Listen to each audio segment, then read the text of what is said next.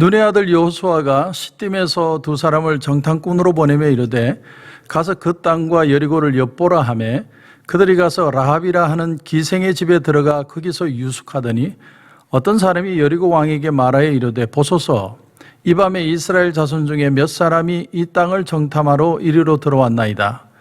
여리고 왕이 라합에게 사람을 보내어 이르되 내게로 와서 내 집에 들어간 그 사람들을 끌어내라. 그들은 이 온 땅을 정탐하러 왔느니라. 그 여인이 그 두 사람을 이미 숨긴지라.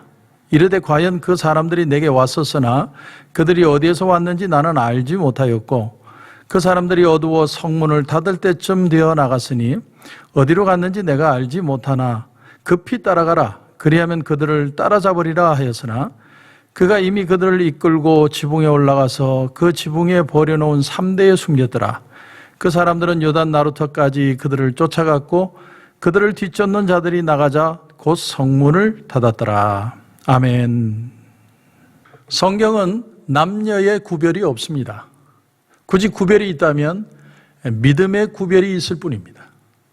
다윗이 그 어린 소년 다윗이 물맷돌 5개로 골리앗을 쓰러뜨리죠.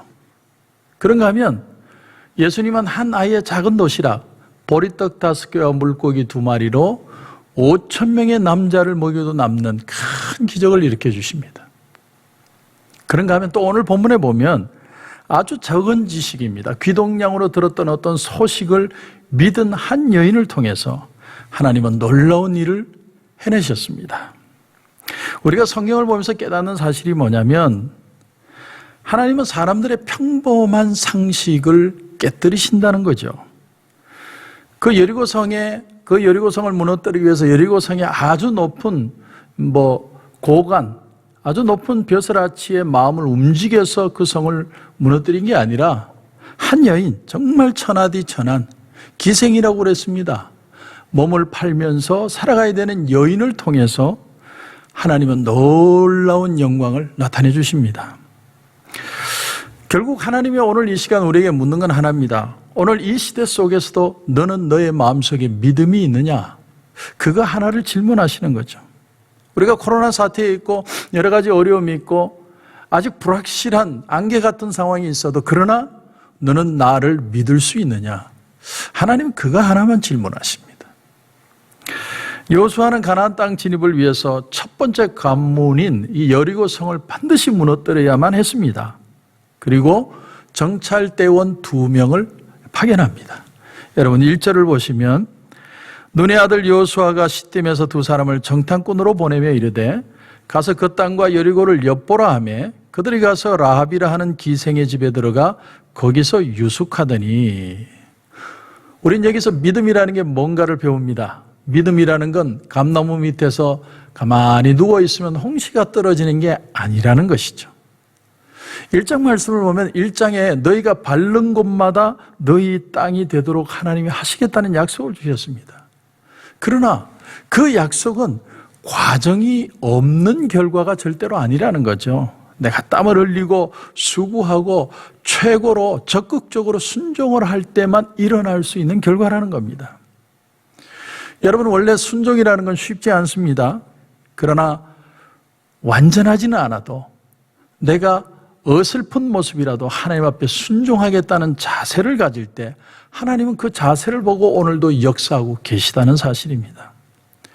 내가 조용히 기도하고 있는데 하나님이 내 마음을 두드리시는 어떤 하나님의 음성, 또 말씀을 읽고 있는데 말씀을 통해 깨달아지는 하나님께서 주시는 어떤 부담, 또 내 양심 저 깊은 곳에서 내 마음에 거룩한 부담을 주시는 하나님의 어떤 그런 부딪히심, 그런 것들을 거부하지 않고 믿음으로 결단하고 한 발이라도 내가 나갈 수 있을 때 하나님은 오늘도 하나님의 역사를 이루어가고 계신다는 사실입니다. 여호수아 1장 10절 이하에 보면 이에 여호수아가 그 백성의 관리들에게 명령하여 이르되 진중에 두루다니며 그 백성에게 명령하여 이르기를 양식을 준비하라. 사흘 안에 너희가 이 요단을 건너 너희의 하나님 여호와께서 너에게 주사 차지하게 하시는 땅을 차지하기 위하여 들어갈 것임이니라. 하나님이 가라고 명령하셨으면 가면 되지 양식을 왜 준비합니까? 그러나 그들은 긴 여정의 싸움을 싸워야 되기 때문에 양식을 반드시 준비하는 것이죠. 말씀을 들었다고 말씀으로 끝나는 게 아니라 우리의 삶에 준비된 자세가 반드시 필요하다는 겁니다. 또한 오늘 1절도 보면 눈의 아들 여호수아가 시딤에서 두 사람을 정탐꾼으로 보내며 이르되 가서 그 땅과 여리고를 엿보라 하며 그들이 가서 라합이라 하는 기생의 집에 들어가 거기서 유숙하더니. 자, 한번 생각해 보십시오. 하나님이 가라고 하면 가면 되죠. 근데 무슨 정탐꾼을 또 보낼 필요가 있습니까? 여기서 우리는 아주 중요한 우리의 신앙의 정체성 하나를 발견하게 됩니다. 우리는 하나님만 믿으면 아무것도 안 해도 되고 뭐 예언만 들었으면 나는 가만히 있으면 되고 우리는 그렇게 생각하기 쉽습니다. 그러나 믿음이라는 것은 하나님의 뜻이 이루어질 수 있도록 우리의 삶에 최선을 다해 사는 것을 포함한다는 겁니다. 하나님을 믿으니까 난 아무것도 안 해도 하나님이 알아서 하실 거야. 그건 믿음이 아니라는 거죠. 그것은 게으름이지 그것이 믿음을 대변하는 것이 될 수 없다라는 말입니다. 철저하게 오늘 말씀에 보면 여호수아는 준비하고 있습니다. 사실 여호수아는 모세 때 12정탐꾼 중에 한 사람으로 포함된 사람입니다. 근데 그런 사람이 그때 40년 전에 그 가데스 바네아에서 정탐꾼으로 그곳을 들어갔는데 가나안 땅을 봤는데 또 왜 굳이 또 정탐꾼을 보냈느냐? 자기도 봤는데. 그러나 그때와 지금은 또 상황이 달라졌다는 거예요. 하나님은 최선을 다하시되 어제의 최선이 아니라 오늘의 최선을 우리에게 질문하고 계신다는 거예요. 저는 여호수아의 그 혈액형이 A형이 아닐까 그런 생각을 해봅니다. 얼마나 주도 면밀한지. 코로나 바이러스가 그냥 무심코 지나갔는데 너 코로나 바이러스 맞냐? 그래서 코로나 바이러스가 걸릴 수도 있는. 제가 농담으로 하는 겁니다. 자, 그런데 이렇게 하나님의 약속과 또 여호수아의 주도 면밀함을 가지고도 나가는데 중요한 건 거기에도 문제가 발생을 해요. 여러분 2절을 보십시오. 어떤 사람이 여리고 왕에게 말하여 이르되 보소서 이 밤에 이스라엘 자손 중에 몇 사람이 이 땅을 정탐하러 이리로 들어왔나이다. 예, 한마디로 들통이 난 거죠. 하나님 약속도 있고 믿음으로 최선도 다했고 우리가 할 수 있는 건 다 했습니다. 그런데 문제가 생겼어요. 그러면 그 문제를 우리는 어떻게 이해를 해야 되느냐? 놀라운 사실은요, 하나님이 여기에 대한 놀라운 예비책을 준비해 두셨습니다. 우리 인간은 예상도 상상도 할 수 없는 방법이었어요. 그게 뭡니까? 기생 라합의 마음을 움직이신 겁니다. 히브리서 11장을 보면 11장은 믿음장이라고 표현을 하죠. 그런데 그 믿음장에 보면 놀라운 사실이요, 여호수아의 이름이 빠져 있어요. 믿음으로 아합은, 또 아브라함은, 믿음으로 아브라함은, 믿음으로 이삭은, 근데 믿음으로 여호수아는 이라는 단어는 빠지고 그게 누가 들어가 있냐면 믿음으로 기생 라합은 이렇게 표현되어 있어요. 여러분, 이 믿는 자들의 믿음장, 하나님이 신뢰하는 믿음의 장에 이방 여인이 믿음의 대표로 쓰여지고 있다는 사실, 얼마나 놀라운 사실입니까? 그저 귀동냥으로 드러난 사건인데 그 사건을 나의 하나님으로 치운 사람, 쥔 사람의 믿음을 하나님이 표현하시는 거죠. 여러분 10절을 보면 좀 자세히 나오고 있습니다.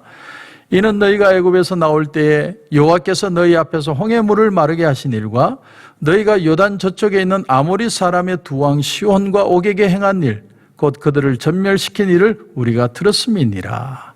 들었대요. 아주 작은 지식입니다. 소문으로 들은 거예요. 풍문으로 들은 겁니다. 들은 것뿐인데 들은 말을 내 것으로 지니까 하나님이 역사를 일으키신 겁니다. 사랑하는 성도 여러분, 기독교의 본질은 항상 하나의 단편의 지식에 머물지 않습니다. 자꾸 작은 지식이라도 그걸 내 것으로 쥐는 자에게 하나님의 말씀은 말씀이 되어 능력으로 나타난다는 거죠. 이 자세가 중요합니다. 오늘도 내게 주어지는 이 말씀, 내게 오는 이 부담을 정말 하나님이 주시는 부담으로 알고 믿음으로 실천할 수 있는가? 이것이 우리에게 가장 중요한 도전일 것입니다. 이곳 미국에 베리 말타라고 하는 여인이 있었습니다. 근데 이 여인은 마음에 한 가지 소원이 있었어요. 아주 가난하게 살았는데 기도하면서 소원이 뭐냐면 자기처럼 가난해서 공부를 못하는 아이들을 학교를 세워서 그들이 교육을 받을 수 있도록 했으면 좋겠다. 그런 선한 꿈을 가진 겁니다. 그리고 하나님 앞에 기도를 해요. 근데 아무리 기도를 해도 방법이 없는 겁니다. 근데 어느 날 기도하다가 갑자기 그 당시에 최고의 갑부 중에 하나였던 자동차왕 헨리 포드가 생각이 났습니다. 그래서 헨리 포드를 용기를 가지고 찾아갔어요. 내가 학교를 짓고 싶은데 여차여차해서 학교를 짓고 싶은데 도네이션을 해달라. 그랬더니 헨리 포드가 콜 하나를 준 거예요. 동전 하나만 딱 준 겁니다. 그 말이 무슨 말이에요? 나는 네 말이 웃긴다는 얘기겠죠. 빈정거림입니다. 그런데 말타 여사는 그것을 실망하지 않아요. 그 동전을 가지고 가서 꽃씨를 삽니다. 그리고 밭에다가 뿌렸습니다. 빈 공터에 뿌립니다. 몇 해 동안 그걸 계속 반복하니까 씨를 뿌리고 반복을 하니까 점점 꽃이 피고 꽃씨의 양이 늘어났습니다. 마침내 그 꽃씨를 팔아서 학교 건물 한 동을 지을 수 있었습니다. 놀라운 일이죠. 학교 건물 한 동을 지은 거예요. 그리고 다시 헨리 포드를 찾아갔습니다. 헨리 포드 선생님 오셔서 그 주신 동전 한 입으로 어떤 결과를 이뤄냈는지를 한번 봐주십시오. 헨리 포드는 믿을 수가 없는 거예요. 자기는 빈정거림으로 동전 하나 줬는데 동전으로 학교 한 동을 지은 거예요. 헨리 포드가 와서 그 현장을 목격합니다. 그리고 바로 그 자리에서 수표를 꺼내서 100만 불을 도네이션을 했다는 얘기입니다. 여러분, 오래전에 죽은 서영춘 씨, 코미디언 서영춘 씨가 이런 말을 한 것이 여러분 아마 아실 겁니다. 인천 바다가 사이다라도 곱부가 있어야 먹지. 여러분, 그런 말 여러분 기억나십니까? 성경이 가르쳐주는 신앙은 바로 이겁니다.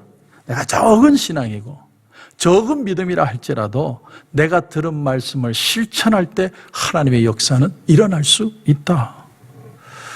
여러분, 히브리서에서 여호수아의 믿음이 아니라 기생 라합의 믿음이 척했다는 사실을 우리가 잊지 말아야 됩니다. 지금 코로나 사태에 많은 사람들이 불안하고 두려워하고 있습니다. 그러나 적은 믿음이라도 가지고 하나님이 함께 하심을 믿고 믿음으로 첫발이라도 내딛는 사람이 있다면 하나님은 오늘도 저와 여러분의 삶에 역사해 주실 것입니다. 그런 은혜가 저와 여러분 가운데 넘치시길 주님의 이름으로 축원합니다. 기도드리겠습니다. 하나님 은혜를 감사합니다. 오늘 여호수아와 기생 라합의 사건을 통해서 믿음이 무엇인지를 다시 배웠습니다. 작은 믿음이라도, 때로는 귀동냥으로 들은 얘기라도 내 믿음으로 가지고 실천하는 자에게 하나님은 기적을 베푸신다는 걸 배웠습니다. 하나님, 어떤 일이 있어도 우리 믿는 자들은 포기하지 않게 하시고 믿음으로 승리하는 귀한 모습들이 되게 하여 주시옵소서. 오늘도 주님 기도하는 가운데 큰 은혜 주실 줄 믿고 예수님의 이름으로 기도드립니다. 아멘.